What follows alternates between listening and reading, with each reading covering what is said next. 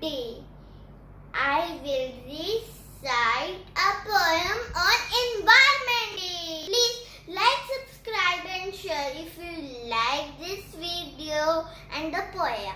So let's start. The sun is shining. The sky is blue. The birds are flying and the breeze is so cool. Mother Nature is trying her best to give nothing but beautifulness. But what do? We make her mess. Let's make her the best by polluting less and less and preserve her green dress for our kids and the rest.